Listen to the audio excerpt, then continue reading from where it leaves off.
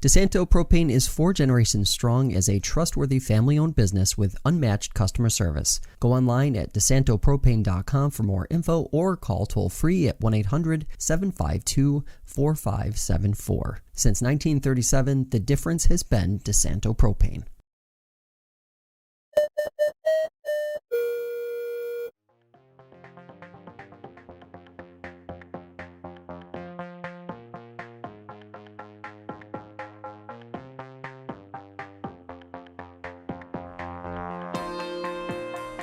Today we are going in depth on tobacco smoking rates in the region and its connection to housing. I'm joined by Lindsay Kremers from the Tobacco Action Coalition of the Finger Lakes. Lindsay, thanks so much for being here. Let's start with this. How did the survey come to be? So we work with a local, his name is Joel, and he helps us come up with a certain amount of questions that would be target the population that we're trying to target more or less, and interpreting the data and providing more, simplified statistics to us. But we also get a lot of our stats, New York State and everything through the DOH and everything. How challenging is it to get good data, especially when you're talking about rural communities like the ones you guys serve here in the Finger Lakes region? Is that a bit of a challenge? Definitely. We have to think of a good medium and how we're going to best get reciprocated attention from community members, especially, like the youth or the younger generation. So, it can always be a challenge, but we find our ways of how we can get more detailed information that's not provided on the generalized New York State surveys. Coming into this, obviously looking at the release you guys put out last week, I think some of the adult smoking rates might take some people by surprise because they just assume that smoking rates are coming down across the board. But there are some kind of like hot spots, I guess, across the region. I'm curious, before we get into the actual numbers, do those kind of fluctuations surprise you guys, or is that kind of what you expect heading into something like this? Do you know what? I think it's a little bit of expected, unfortunately. I just think that, with all the different trends and different mediums of tobacco and smoking that are pushed by big tobacco in the community, there's always going to be a challenge with reducing a number. Cigarette use might be down, but then you add the vaping and all the other different methods of it. So there's always going to be a new challenge while we're reducing, the rates of one. There's always going to be something else that's in the community, unfortunately. And as the New York State rate is 12% of adults across the state, and unfortunately, a couple of our counties are a little above that. So we like to work really towards reducing secondhand smoke wherever possible, and hopes that it, ultimately dominoes into effects and helps to improve the health of everyone in the community to some extent. Let's talk about that. Give us a rundown kind of the counties that you guys were taking a look at. What was the range of smoking rates that you saw, and what were kind of the high and the low end of that? Yeah, so as I stated, the New York State rate for adults is 12%. I have the statistics for the counties that we cover. I can give a quick rundown of that. So the highest one, unfortunately, is Wayne County at 19.7. Below that would be Seneca County, which is 19.6. And then there's a little drop down, but Ontario County is 14.1%. And then Yates County being our lowest at 13.2. So like I said, they're all above that. There's nothing too drastic, but still it's a little concerning that they are above the average. Yeah. And when you guys start to think about, obviously this particular survey focuses on housing, rental properties, home ownership, and linking that back to smoking rates. What do you guys see as far as that data is concerned? Where are the connections, or where are they not? Because I think this is something that for the layman who isn't in this on a daily basis, they're going to say, what's the connection here? What's going on? Yeah, so I don't have any specific statistics or data about the connection between the two. But we always like to say that majority of New Yorkers prefer a smoke-free options and environments. So that's, one way that we really get out in the community with our smoke-free housing initiative. And like I said, we are just promoting tobacco-free environments. So just reducing second and third hand smoke wherever possible. And targeting multi-unit complexes is a great way to use that because it does unfortunately put individuals, especially children and elderly, at risk for that secondhand and third-hand smoke exposure.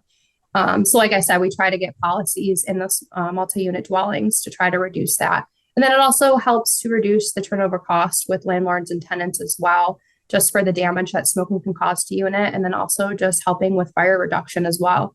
We like to kind of remind landlords and property managers that there are extreme health benefits to developing a policy and having a property go smoke free. But there's also the other little side that, improves their turnover costs and the reducing of fire risks. What do you guys generally see? Obviously not asking for any specific data or anything like that, but just generally speaking, do landlords seem to be interested in these policies, or are they kind of tough to sell to different landlords in different situations? It's really hit or miss. I would like to think that majority of properties are either smoke-free or in the contemplation phase of doing it. I do a lot of outreach. I just send emails, and sometimes it's challenging, but we do get a lot of positive feedback in the sense that people or landlords who do not have a current policy in place, they're interested. So then that's when I would kind of open up the discussion with them and work with them on what would work best for their property and kind of what they're looking for and what would work best for their tenants and everything. So it's really hit or miss, but we're always excited when we do get a reply and they're interested in working with us. And then we can say that there's another smoke-free property and, somewhere we're reducing secondhand smoke and thirdhand smoke exposure and, improving the lives in our community to some extent. How important is that, especially when you consider the fact that a lot of young families, especially in upstate New York, are renting for longer than they ever have before eventually going into home ownership? Yeah, definitely. I mean, it's super important. Just in New York State, there's 1,400 deaths that are attributed to secondhand smoke. That's not just in units, but, there is such a big exposure to secondhand smoke in units that people might not think about. If you don't have a child yourself, you're not thinking that you're exposing anyone to the secondhand smoke or anything, but it finds its ways, the cracks under the doors through the HVAC systems and everything. It travels. So we, really like to promote policies of just bettering the health of everyone, even though you might not think that you're directly exposing someone. And children have a greater risk at a greater risk for lung disease just because their bodies are still young and developing. So they're more at risk for asthma and sinus and bronchial illnesses, and of course the elderly as well. So all in all, it just really helps to better the health of everyone, even though you might not think that you're directly exposing someone. Do landlords ever bring up enforcement challenges when it comes to a policy like this? Because it seems like that might be one of the things, especially when you're talking about, a multi-unit property that maybe has 100, 150 units inside of it. Enforcement could be a challenge. Oh, definitely. It's one of the top questions we always get. Unfortunately, with our program, once we do a policy with them, it's kind of in the hands of the property to decide what they want to do. But we always kind of give them some ideas. They can do, a 3-strike rule. They can do fines to some extent.